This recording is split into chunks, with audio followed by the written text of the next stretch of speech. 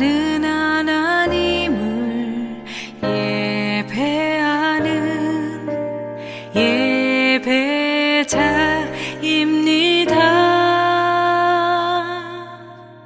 내가 서 있는 곳 어디서나 하나님을 예배합니다. 나는 하나님을 예배하는 예배자입니다.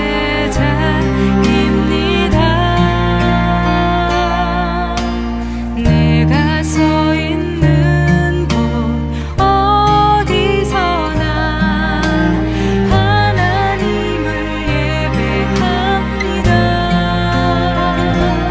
내 영혼 거룩한 은혜를 향하여 내 마음 완전한 하나님 향하여 이곳에서 바로 이 시간 하나님을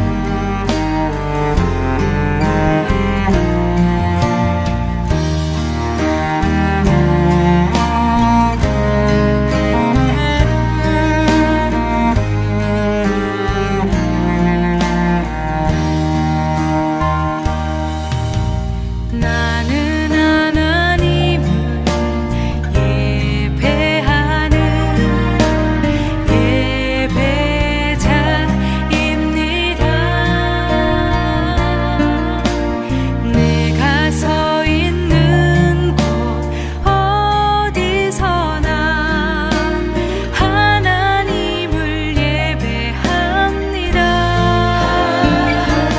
내 영혼 거룩한 은혜를 향하여 내 마음 완전한 하나님 향하여 이곳에서 바로 이 시간 하나님을 예배합니다.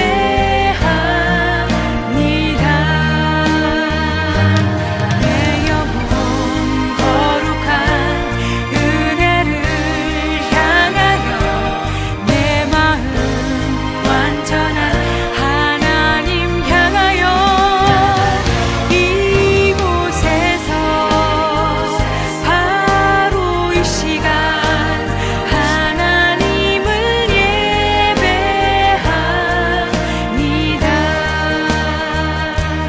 내 영혼 거룩한 은혜를 향하여 내 마음 완전한 하나님 향하여 이곳에서 바로 이 시간 하나님을 예배합니다.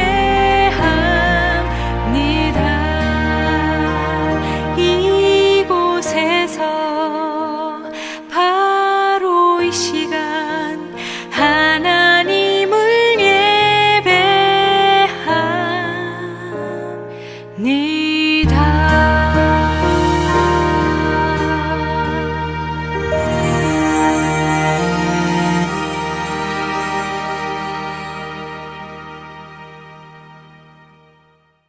오늘 고린도후서 3장 17절, 18절의 말씀을 같이 보았습니다.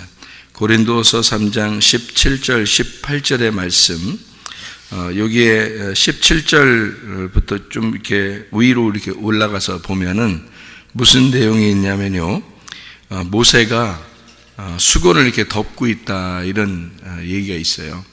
사람들한테 너무 이렇게 빛이 나니까 이거를 수건을 덮어서 이렇게 보이지 않게 했다, 그런 얘기가 있고요.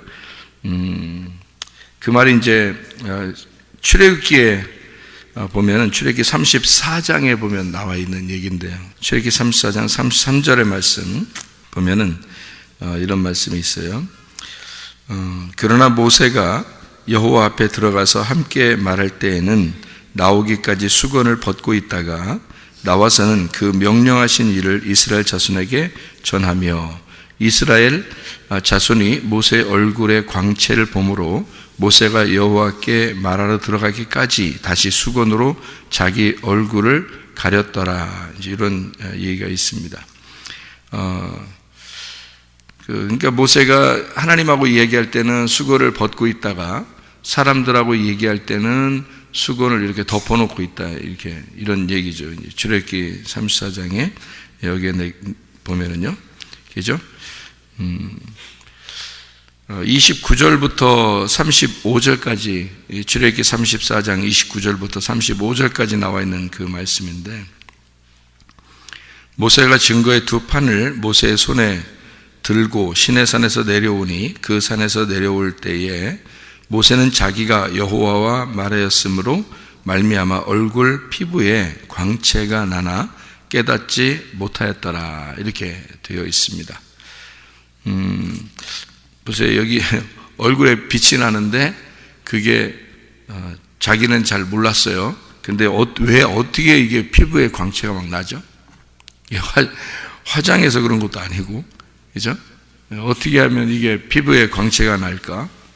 화장한 건 아닌데 무슨 말이냐면 여러분 이게 그 전도서 8장 1절 말씀을 여러분이 아시는데요. 전도서 8장 1절 말씀 보면 이런 말씀이 있어요.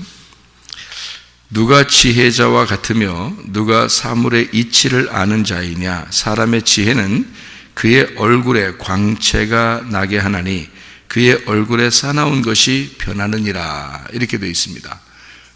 그러니까 얼굴에 광채가 나고 변하게 된다. 싸나운 것이 변하게 돼서 얼굴을 바꿔놓는다 그런 말인데요. 뭐가 이렇게 바꿔놓는다는 거예요? 전도서 8장 1절에는 지혜가 바꿔놓는다는 거예요. 지혜가 어떻게 겉으로 이렇게 피부에 지혜라고 이렇게 써서 이게 피부가 바뀐 거예요. 화장처럼. 아니면은 지혜가 속으로 들어오는 거예요. 지혜라는 게 속으로 들어오는 거죠. 지혜가 속으로 들어왔는데 얼굴은 빛이 난다는 거죠. 그러면 밖에서부터 속에 변하는 거예요. 안에서부터 밖으로 변하는 거예요. 안에서부터 밖으로 변하는 거예요. 그죠? 그러니까 지혜가 속으로 들어오면 얼굴에 광채가 난다는 거고, 그러니까 이게 겉으로 뭐가 이렇게 빛이 나게 되면 속에가 지혜가 있다. 이런 의미가 아니고 속에 지혜가 생기면 겉으로 이렇게 광채가 난다. 그런 말이잖아요. 그죠? 그러니까 속이 먼저 중요한 거죠. 속에 있는 것을 이렇게 깨끗하게 만들면 그러면 겉으로 빛이 나게 된다. 그런 말입니다. 그러니까 속에 있는 거 먼저예요. 마찬가지로 출애굽기 34장 29절에도 모세가 그 증거의 두 판을 모세의 손에 들고 시내산에서 내려오니 그 산에서 내려올 때에 모세가 자기가 여호와 말하였으므로 말미암아 얼굴 피부에 광채가 나나 깨닫지 못하였더라. 자, 겉으로 이렇게 피부가 광채가 나는데 자기는 잘 모르겠어요. 근데 어떻게 해서 이게 광채가 났다고요? 자기가 여호와와 말하였으므로 이랬습니다. 그죠? 자기가 여호와와 말하였으므로 피부에 광채가 났다. 이렇게 돼 있잖아요. 그러니까 뭐가 들어왔다는 얘기예요? 지혜가 들어왔다는 얘기지. 지혜가 들어오니까 얼굴 피부가 변하더라는 거예요. 예. 그러니까 여러분 그 예수 잘 믿으면 말이에요. 좀 싸나운 끼가 예수 잘 믿으면 싸나운 끼가 없어지겠죠. 너 교회 다니고 예수 믿는데 이렇게 얼굴에 싸납냐? 이러면 이제 문제가 되는 거죠. 그러니까 좀 부드러워져야지 정상이죠. 겉의 모습이 부드러워졌다는 거는 속에 어떻게 됐다는 거예요? 지혜가 들어왔다는 얘기예요.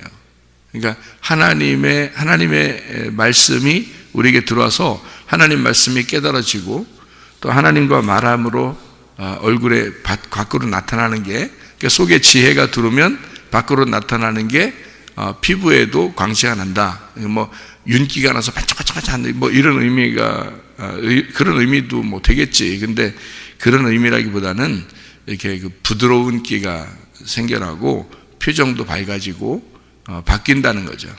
변화된다 이런 의미가 되겠죠, 그죠? 예. 그런 걸로 이렇게 우리가 생각을 해보면 이렇게 너무 이렇게 빛이 나니까 속에 말씀을 깨달아졌는데 말씀 하나님과 말씀 교통했는데 겉에 피부가 이제 바뀌었다 이런 얘기잖아요, 여기 그죠? 그럼 지혜가 들어왔다는 얘기인데 속이 먼저 변해야 밖에도 변할 수 있다 그런 거예요. 겉으로 막 노력해가지고 그렇게 보이려고 노력했는데 속에 변하고 그런 게 아니라 뭐 영향은 주겠죠. 이렇게 자꾸 이렇게 하다 보면 영향은 주겠는데 속이 진짜 변하면 겉으로도 바뀔 수 있다. 이제 그런 얘기가 되는 거죠. 그러면 이제 우리가 이것을 좀 잘 다시 한번 생각해 봐야 돼요. 왜냐하면 수건을 덮고 있었다 그랬어요. 수건을 덮고 있다는 말은 어떤 의미일까? 이게 수건을 이렇게 모세가 수건을 덮고 있었어요. 자기는 빛이 나는데 뭐 때문에 빛이 나냐면 하나님하고 말하고 그랬으니까. 그래서 교통을 한 거예요. 하나님하고 교제를 한 거예요. 그러니까 속이 이제 지혜가 들어온 거고 하나님과 교통이 된 거예요. 그래서 주님이 이제 그 안에 같이 있는 거죠. 그러니까 이 피부도 바뀌고 빛이 나고 그러는데 수건으로 이렇게 덮어놔요. 그러니까 이 백성들이 만날 때는 수건을 덮어놓고 만나니까 이런 말이 있죠. 야, 덮어놓고 믿어. 이런 말이 있죠. 덮어놓고 믿어. 여러분 성경을 덮어놓고 믿어야 돼? 성경을 열고 믿어야 돼? 성경을 열어놓고 믿어야지. 덮어놓고 믿으면 안 되잖아. 그죠? 덮어놓고 그러니까 덮어놓고 일단 믿어. 뭐 이런 게 이제 사람들이 믿음이 좋다고 생각하는지 모르지만 안 그래요. 열어놓고 믿어야 돼요. 잘 깨닫고 알려주고 그리고서 믿게 하지. 하나님이 뭐 무식하게 막 그냥 너희들 일단 믿어봐. 뭐 이런 식으로 안 해요. 성경이 다 깨닫게 해주고 알려주고 알려주기 전까지는 뭐 기도하라고도 뭐 강조하지도 않고 그래요. 예수님도 제자들하고 같이 다니면서 말씀만 계속 가르쳐줘요. 그리고서 깨닫게 하고 난 다음에 나중에 십자가 못 박혀 돌아가시고 부활 승천하시면서 제자들 보고 이제는 너희 다 모여서 기도하고 있어라. 이제 이렇게 얘기하고 그러죠. 그럼 이제 그들이 이제 알았으니까 다 알게 됐으니까 기도하게 되죠. 그러면 이제 자기들도 하나님의 성령의 충만함을 받고 이제 그렇게 되는 거죠. 그러니까 덮어놓고 무조건 일단 믿어봐 이런 거 아니에요. 그건 무식한 행동이고 실제로는 열어놓고 너희가 잘 깨닫고 구하고 찾고 두드려라 이렇게 되죠. 성경을 그렇게 알아야지 성경도 그냥 모르고 그냥 덮어놓고 믿고 그러는 게 아니란 말이에요. 성경에서는. 그러면 모세가 수건을 이렇게 덮어놓고 있으면 덮어놓고 믿게 되는데 우리는 어떻게 해요? 모세의 얼굴을 쳐다보지도 못했잖아요. 그죠? 그래서 백성들이 그 말이 무슨 말이냐면 그때 당시에는 덮어놨어야 되는 거예요. 그래서 덮는 거예요. 그러니까 이게 수건으로 덮어. 모세가 뭐 예를 들어 빛의 광채가 막 이렇게 나서 사람들이 눈부셔 그러면 자기가 은근히 기분 좋을 수도 있잖아요. 더 쳐다봐. 눈부시니까 더 좀 쳐다봐. 이럴 수도 있는데 그렇게 하지 않아요. 그러지 않고 수건으로 이렇게 덮어놓습니다. 그럼 그런 행동들을 왜 했을까? 구약의 율법은 예수님이 오시기 전까지 덮어놓고 있어야 된다는 거지. 그래서 모세는 율법을 상징하잖아요. 그죠? 율법을 대표하는 사람이기 때문에 이거를 수건으로 덮어서 사람들로 하여금 깨닫지 못하도록 하는 거예요. 그러니까 구약은 덮어놓는 책이었어요. 예수님 오시기 전까지 덮어놓는 책이었고 아는 사람에게만, 그러니까 하나님과 교통하는 그 선지자들에게만 하나님이 그 사람들에게만 열어준 거예요. 마음에서 열어줘서 그 속에 있는 지혜가 들어오고 겉으로 이제 빛이 나게 만들어 놓은 거고요. 그 빛이 났다는 말은 이렇게 전파가 되었다 그런 말이죠. 그런데 모세가 이제 속에 하나님의 지혜를 깨닫고 하나님과 교통하고 그리고 이것을 어떻게 전파하지 않고 가둬놓죠. 덮어놓는단 말이에요. 왜냐하면 자기가 하나님과의 교통한 것이 사람들에게 전달되지 못해요. 구약은 그렇게 덮어놓는 책이니까. 그러니까 예수님이 오셔가지고 이 모세의 율법을 예수님이 풀어주는 겁니다. 그게 신약이에요. 그러니까 구약은 신약이 없이는 안 풀리는 거예요. 예. 그러니까 신약하고 구약을 또 그럼 구약이 많은데 신약만 보면 되지 뭘 또 구약까지 보냐고 그러는데 그렇지 않아요. 신약은 왜 생겼냐면 구약 때문에 생긴 거예요. 그러니까 구약이 교과서라면 신약이 해설을 하는 책이에요. 참고서가 되는 거죠. 그러니까 구약과 신약은 같이 있어야 되는 거예요. 그래서 어떤 거는 교과서만 보고서는 이해가 잘 안 되지만 참고서를 보면 이해가 되잖아요. 그런 것처럼 참고서와 교과서를 같이 이렇게 놓고 보게 되면 이제 이 성경이 이해가 되겠죠. 그러니까 구약과 신약을 같이 놓고 보면 여기 구약에 있는 말을 신약에서 이걸 이렇게 얘기했구나 이렇게 이해할 수가 있는 거거든요. 그래서 풀어주는 거죠. 예수님은 수건을 벗겨주는 자이고 모세는 수건으로 덮는 자입니다. 그래서 모세는 덮어놓고 너희들이 하나님의 그 다스림을 받아라 라고 하는 거고, 예수님은 그걸 열어주어서 우리로 하여금 하나님의 아들이 되어 우리가 스스로 수건을 벗은 상태로 주님과 교통할 수 있도록 만들어주는 분이 예수님이십니다. 그러니까 모세와 예수님은 하나의 짝이에요. 그러니까 구약의 모세가 신약의 예수가 되는 거죠. 그러니까 하나의 짝인 거죠. 그래서 모세하고 여호수아가 하나의 짝으로 나오는 겁니다. 구약에서요. 이스라엘 백성들을 인도할 때 모세와 여호수아가 같이 인도하게 되는데, 처음에 이스라엘 백성들을 애굽에서 끌어낼 때는 모세가, 광야에서 인도하는 것도 모세가 인도하고요. 그 다음에 요단강을 건너 가나안 땅으로 들어갈 때는 여호수아가 데리고 들어가는 거예요. 그러니까 모세와 여호수아는 연결돼서 있는 사람이지 이걸 분리해서 보면 안 되는 거죠. 그러니까 이 분리된 사람이 아니고 여호수아라는 예수가 이스라엘 백성들을 가나안 땅으로 들여보낸다라고 하는 것, 그 요단강을 건널 때 그 요단강의 심판, 예수님의 그 침례를 의미하는 장소거든요. 그래서 거기를 거쳐서 들어갈 수 있도록, 그러니까 법궤만 그 물에 들어가고 나머지는 다 마른 땅으로 지나가게 되죠. 요단강을. 여호수아가 그렇게 인도하게 되는데, 그게 모세와 여호수아가 같이, 그래서 모세는 광야에서 죽기 위해서 있는 자이고요, 여호수아는 가나안 땅까지 들어가는 자란 말이에요. 그 가나안 땅에 들어가는 게, 여호수아는 당연히 들어가는 사람이에요. 그러니까 모세와 여호수아는 처음부터 유월절 어린 양의 피로 이스라엘 백성들이 구원받아서 애굽에서 광야로 나올 때부터 이미 모세와 여호수아는 짝이었던 겁니다. 그래서 여호수아는 모세를 늘 따라다니는 수종자였다, 이렇게 나오죠. 그러니까 이건 뭐냐면 모세가 첫째 아들이라면 여호수아가 둘째 아들이 되는 거예요. 그러니까 첫째 아담과 둘째 아담 이렇게 나오는 것처럼 모세와 예수님, 이렇게 율법과 은혜가 함께 이렇게 다니는 거죠. 실제로 이제 구원받은 이방인 같이, 우리들 같이 구원받은 죄인들을 설명할 때는 갈렙입니다. 갈렙. 그러니까 여호수아는 뭐 잘못한 거라든지 이런 게 하나도 안 나오죠, 성경에. 왜냐하면 예수님을 상징하기 때문에 그런 겁니다. 그러니까 모세는 또 이렇게 사람들을 이렇게 막 이렇게 뭐 반석도 막 치고, 그죠? 이렇게 선악간에 이렇게 구별하는 그런 것들도 많이 나오죠, 모세는. 그런데 여호수아는 그렇지 않고 다 이렇게 이스라엘 백성들을 가나안 땅으로 인도하잖아요. 예수님을 상징하기 때문에 그런 거고요. 이것도 요단강을 건넌 자, 요단강을 건너야 진짜 가나안 땅이니까 그 요단강을 건넌 자가 여호수아가 되는 거죠. 그러니까 모세는 여호수아를 통해서 가나안 땅에 들어가는 겁니다. 그러니까 모세와 여호수아는 분리된 사람이 아니라 같은 사람이고, 실제로는 갈렙이라는 우리가 갈렙과 같이 여호수아와 한편이 돼서 가나안 땅에 들어간다, 이렇게 보는 거죠. 그러니까 갈렙은 이름 자체도 죄인의 이름이에요. 그러니까 여호수아에 걸맞지 않는 친구죠. 여호수아가 걸맞지 않는 파트너, 그게 갈렙이라는 사람입니다. 그러니까 처음부터 갈렙이 등장하는 게 아니죠.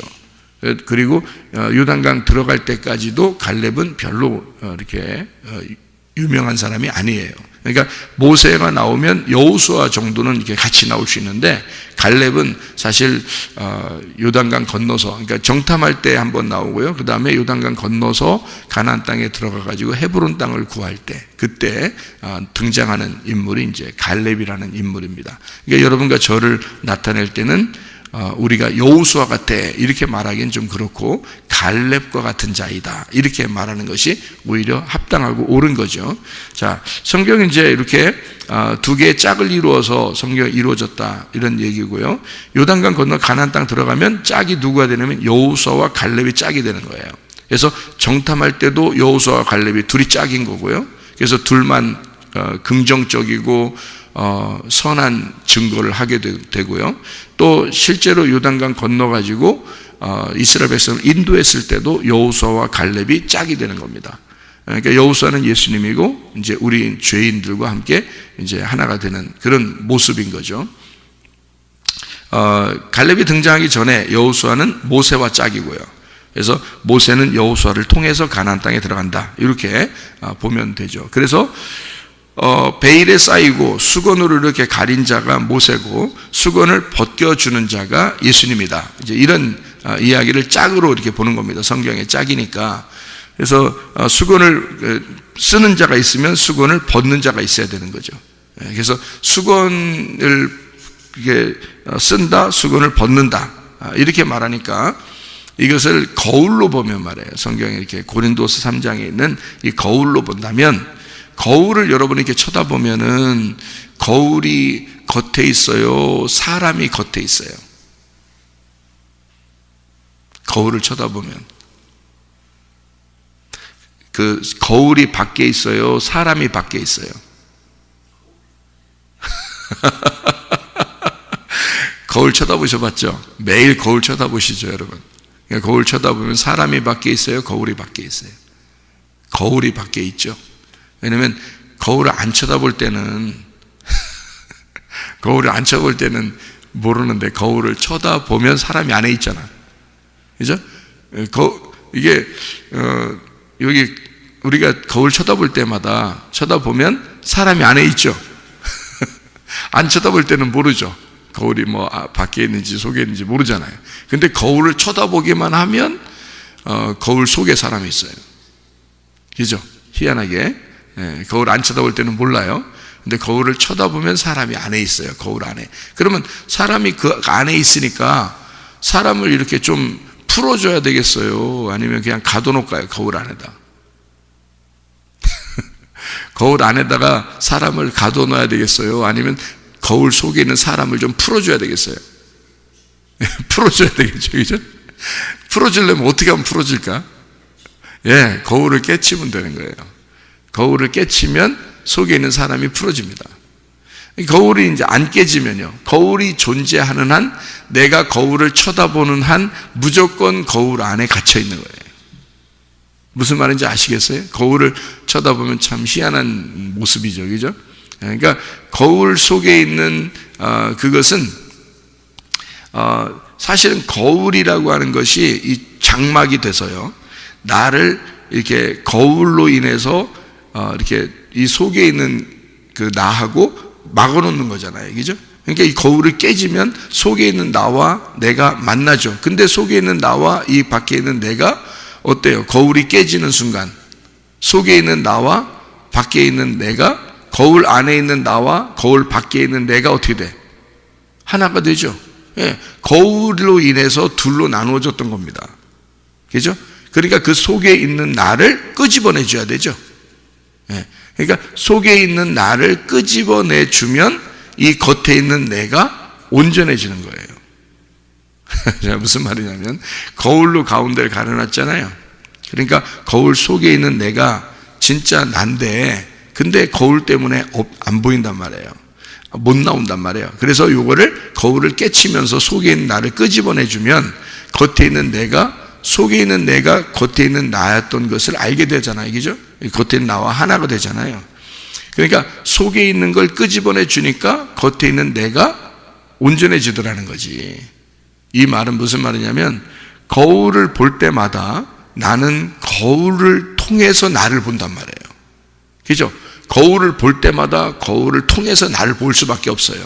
근데 거울이 깨지면 내가 나를 보는 거죠. 그죠? 내가 나를 보는 거라고. 그러니까 온전해졌다고 그러는 거예요, 그걸. 그러니까 거울이라고 하는 게 성경에서 거울이 뭘까요? 여러분, 성경에서 거울이 뭘까? 성경이에요. 성경. 성경책. 쉽게 얘기해서 성경책. 그럼 이 성경책이 여러분에게 있을 때, 이 성경책이 여러분에게 있으면 성경책을 자꾸 보게 되죠. 이걸 보게 된다고. 그러면 이거를 보게 되면은 이것을 어떻게 해야 돼요? 이거 깨뜨려 버려야 돼요. 이거 어떻게? 깨뜨려 버린다는 게 무슨 말이에요? 이걸 성경을 계속 이렇게 보게 되는데 성경을 찢어 발겨 버려야 된다는 뜻이에요? 아니면 어떻게 이 성경을 없애버려야 된다는 거예요? 그럼 내가 온전해진다는 거예요? 성경을 모르는데 어떻게 온전해져요? 이게 이런 말이 있죠. 이런 말이 있어요. 옛날 우리 학생들 공부할 때 보면 사전을 찢어서 씹어서 먹어라 그런 말이 있어요.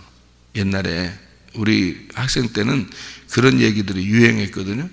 그래서 사전, 영어 사전, 뭐 무슨 한국어 사전이 있잖아요. 사전이 있으면 안 외워지잖아요. 너무 두껍고 이게 안 외워지잖아요. 그러니까 진짜로 공부할 때 이거를 찢어서 씹어서 먹는 사람이 있었어요.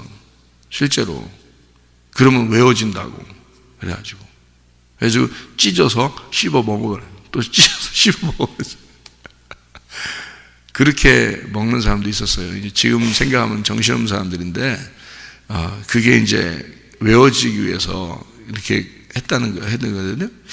여러분, 성경이라고 하는 걸 이거를요, 거울인데 이게 깨뜨려지면 이 성경이 온전해진다는 거예요. 이 말은 무슨 말이냐면 이 책을 내가 보는 것으로 이것을 나를 발견하게 되잖아요. 그럼 이것이 완전히 나를 발견하게 되면 이 말씀이 내 안에 들어와 버린다는 거죠. 이 말씀이 내게 들어와 버리면 이게 깨진 거예요. 그러니까 이 말씀이 내 안에 심겨지면 깨진 거란 말이에요. 이게. 그러니까 성경을 없애버리라는 뜻이 아니에요. 성경책은 있죠. 영원히 있어야 되고. 근데 이 말씀이 내 안에 들어와 버리면 더 이상 밖에 있는 책이 아니라 내 안에 들어와 있는 책이 되잖아요. 그죠? 내 안에 심겨진 책이 된다고요. 심겨진 말씀이 된다고. 그러면은 이것이 거울이 깨진 거예요. 겉에 있는 거울이 깨져버린 거다. 그래서 속에서 깨닫는 자. 그러면 하나님과 어떻게 된 거냐면 교통이 이루어진 자예요. 하나님은 뭐니까? 영이시니까. 하나님은 자유한 자고 영이시거든요. 어디에 매여 있는 자가 아니거든요. 근데 여러분이 성경책을 이렇게 들고 다니면 항상 이 성경책에 매여 있는 것입니다. 우리가. 이 성경책을. 그럼 들고 다니지 말한 뜻이 아니고 또 이거 매여 있으면 안 되니까 또 들고 다니지 말자. 우리 아예 여기다 놓고 다니자. 그냥. 그렇게 하라는 의미가 아니라 이걸 매여 있다. 여기 성경을 볼 수밖에 없는 사람이다라는 건 내가 여기에 매여 있다는 말이잖아요. 이게 이제 수건으로 가려진 자죠. 근데 이 말씀이 내 속에 들어와 있으면 이 수건이 벗겨지는 거고, 예수 그리스도가 내 안에 들어오시면 이 성경의 핵심이 뭐예요? 예수님이죠. 그럼 이 성경의 핵심인 예수님이 내 안에 들어와 버리면 이 수건이 벗겨진 자가 되는 거예요. 그러니까 예수가 네 안에 들어왔는데도 왜 아직도 수건을 쓰고 있느냐? 거울을 보는 것 같이 하느냐? 이렇게 되는 거예요. 이게 말은 무슨 말이냐면, 모세가 수건을 쓰고 있었던 것은 깨닫지 못하게 하려고 그렇게 했던 거고, 구약이니까 예수님이 오시면 그 수건은 벗겨질 것이고 거울은 깨질 것이다. 그럼 네 안에 예수가 들어오면 수건은 벗겨졌어야 되고 거울은 깨졌어야 된다. 그런데 아직도 너희들은 이것이 무슨 뜻인지 이해를 못하고 있다. 그 구약의 말씀이 뭔지, 그 구약에서 왜 그런 행동을 했는지를 너희들이 못 깨닫고 있다. 그러니까 네 마음 안에서 거울이 깨져야 되고 베일이 벗겨져야 된다. 그게 마음에 대한 이야기다라는 얘기를 하는 거예요. 여기서 겉의 얘기가 아니라 네 마음에 대한 얘기다. 그럼 마음에서 하나님하고 이게 교통이 되는 사람, 이걸 뭐가 들어왔다 그런다고요? 지혜가 들어왔다.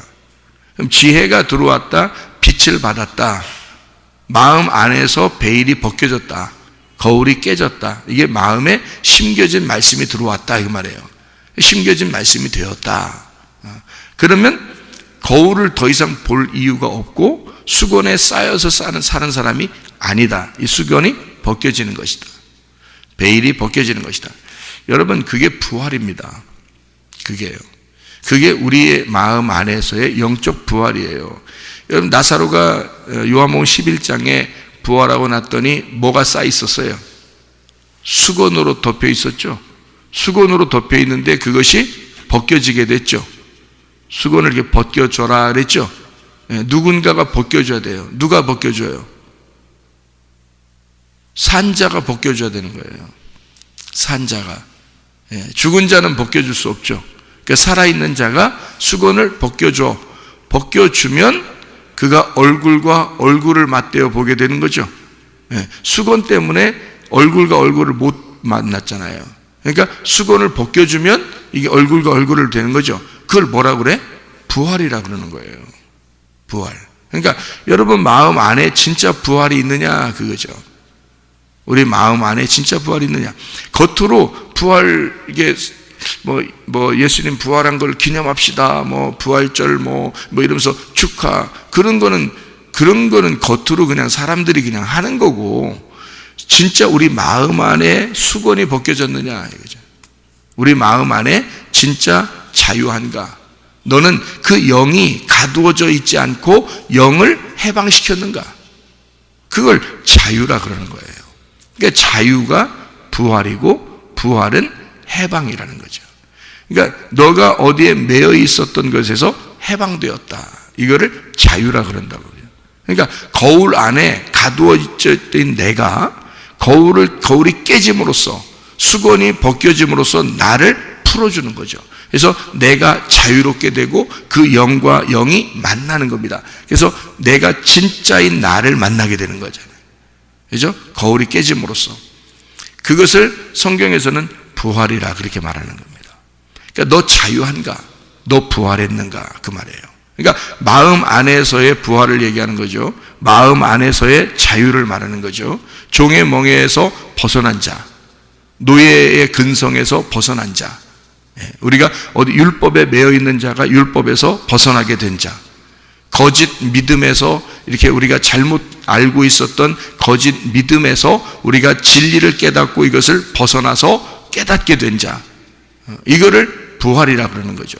죽었던 내 무덤에서 살아났다는 거죠. 벗겨졌다. 그러니까 수건으로 쌓아놨는 이것을 벗어났다. 거울로 속에 이렇게 날 가두어놨는데 이것을 깨지고 나왔다. 이런 의미니까 이게 다 부활을 의미하는 얘기죠. 그걸 자유하다 그래요. 여러분, 우리가 영어로 참 자유하다고 하는 거, 이게 얼마나 중요한가. 그러면 영어로 자유한 것은 그 자유를 자유로 깨닫고 알고 사느냐, 아니면 방탕을 자유로 알고 사느냐, 이제 이런 문제 있는 거죠. 우리가 있는 문제들은 자유한데, 이 자유를 우리가 나의 자유로 방탕하면서 살겠느냐, 아니면 예수님 안에서의 가두어져 있는 그 자유, 그러니까 나를 통제하는 자유, 그러니까 다스림 받는 자유, 나를 다스리지 않는, 내가 나를 통제하는 게 아니라 그리스도가 나를 통제하는 자유, 울타리가 쳐져 있는 자유를 진짜 자유라고 그랬죠. 울타리가 없는 자유는 방종입니다. 방탕이거든요. 성경의 가르침이 그렇습니다. 그래서 그래서 울타리를 쳐줘야 되기 때문에 구약 성경이 있는 거예요. 신약 성경만 있으면 이건 완전히 풀어주고 자유죠. 근데 구약 성경이 왜 같이 존재해야 되냐면 그게 울타리가 되기 때문에 그런 거예요. 실제로는 그 안에서 농사도 짓고, 그 안에서 이게 우리가 신약이라는 그 안에서 농사도 짓고, 신약이라는 안에서 즐거워하고 먹고 마실 수 있는 건데, 울타리가 없으면 보호를 못 해주거든요, 우리를. 그러니까 그 울타리를 통해서 나의 자유를 통제하는 것입니다. 그래야 진짜 자유한 거란 말이죠. 그래서 그 울타리라는 구약 안에서 즐거워하고 먹고 마시게 되는 거고, 우리가 보호를 받는 거죠. 그 안에서요. 그걸 자유라 그렇게 말하죠. 방종은 그런 울타리가 없이 어떤 위험에 다 노출된 상태에서 누가 나를 잡아갈지도 모르는데 우리가 먹고 마시고 있는 거랑 똑같은 거죠. 그거는 방종, 방탕이라 그렇게 말하는 겁니다. 그러니까 이런 율법 안에서 너희가 이 자유를 깨닫게 돼야 된다. 그 말은 영의 자유를 얘기한다. 하나님은 자유하신 분이고 하나님은 영이시다는 얘기예요. 그래서 그 영 안에서 네가 속의 지혜를 깨닫고 참 자유하게 되면 네 겉의 모습, 모양, 하나님의 형상이라는 이 모양도 하나님의 형상으로 바뀌게 될 것이다. 너의 모습도 하나님의 형상으로 바뀌게 된다. 그 모양도 바뀐다 이 말인데요.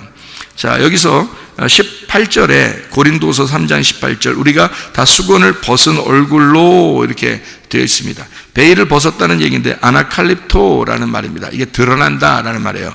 드러났다, 들추어낸다. 너를 들추어내자 이 말이에요. 들추어내자 그 말은 너를 해방시키자. 네 속에 그러니까 네 속에 너를 가두어져 있는 것을 해방시켜서 진짜 참 나를 발견하자. 그러니까 이것을 벗겨내고 들추어내자. 그래서 진정한 나를 발견하자. 진정한 나는 하나님의 아들이잖아요. 진정한 나는 하나님의 형상을 닮은 자라고요. 그러니까 그 진정한 나를 발견해야 된다. 이거를 벗겨내자. 이게 베일을 벗는다라는 아나칼립토라는 단어고요. 여기서 이제 그와 같은 형상으로 변화하여 이렇게 되어 있습니다. 우리 자신의 모양을 변화시킨다는 그런 의미고요. 메타모르포라는 단어입니다. 외형을 변화시키고 변형된다라는 말입니다. 그러니까 실제로 우리의 속에 진정한 지혜가 들어오면 얼굴 모습에 광채가 난다라는 말처럼 이 수건을 벗겨놓으면 모세의 얼굴이 광채가 났다. 그래요. 다 어떤 의미로 써놨다고요? 하나님과 교통하는 자, 하나님을 만난 자, 하나님의 말씀을 깨닫게 된 자. 이것이 겉으로 수건 때문에 보이지 않는 것이 벗겨지게 되면 이것이 빛이 나타난다는 거죠. 모양, 외형적인 모양도 그렇게 바뀌게 되어진다. 이런 말이거든요. 그러니까 속에 있는 마음에서의 베일이 벗겨지면 겉에 있는 베일도 벗겨진다. 속에 있는 거울이 깨지면 겉의 거울도 깨지게 돼서 속에 있는 나, 진정한 참 나와 내 겉에 있는 내가 같이 하나가 되어 속에 있는 내가 밖으로 드러나는, 속에 있는 그리스도가 내 밖으로 드러나 나의 모습을 밖으로 표출, 빛이 나게 한다 그 말이죠. 그 모습. 그러니까 이걸 뭐라고 그러냐면 부활이라 그렇게 말한다. 네가 수건으로 가두어져 있는 죽음에서 네가 이 수건이 벗겨짐으로 부활하게 돼, 살아난다. 그리고 거울 안에 가두어졌던 네가 이 거울이 깨짐으로써 너의 진정한 네가 너와 하나가 된다. 이것이 부활이다. 진짜 부활이 여러분과 제가 우리의 속에서 우리가 죄의 멍에 매여 있는 것이 아니라 거기서 벗어난 진정한 자유, 영 안에서의 자유, 내 속에 가두어져 있었던 나를 내가 겉으로 끄집어내는 진정한 참 나를 끄집어내서 그 진정한 참 나와 겉에 있는 내가 하나가 되어 진짜 지혜가 밖으로 드러나는 빛의 사람들이 되셔야 합니다. 기도하겠습니다.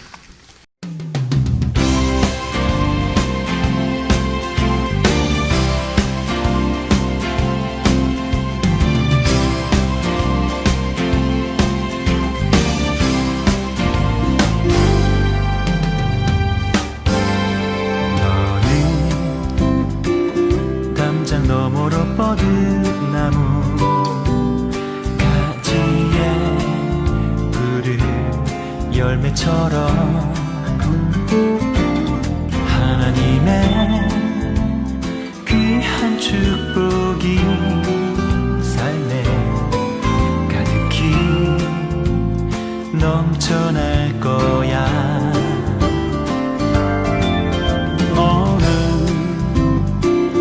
어떤 시련이 와도 능히 이겨낼 강한 발이 있어.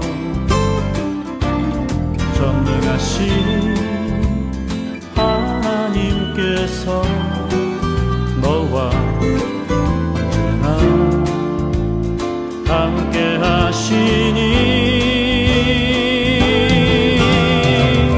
너는 하나님의 사랑, 아름다운 하나님의 사랑. 나는 널 위해 기도하며 내 길을 축복할 거야. 너는 하나님의 선물, 사랑스러운 하나님의 열매, 주의 품에 꽃피는 나무가 되어줘.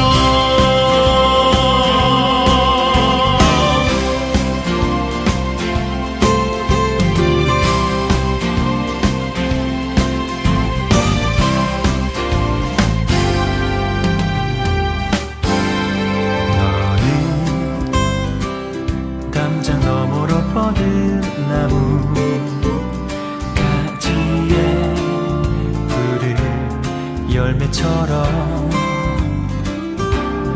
하나님의 귀한 축복이 삶에 가득히 넘쳐날 거야.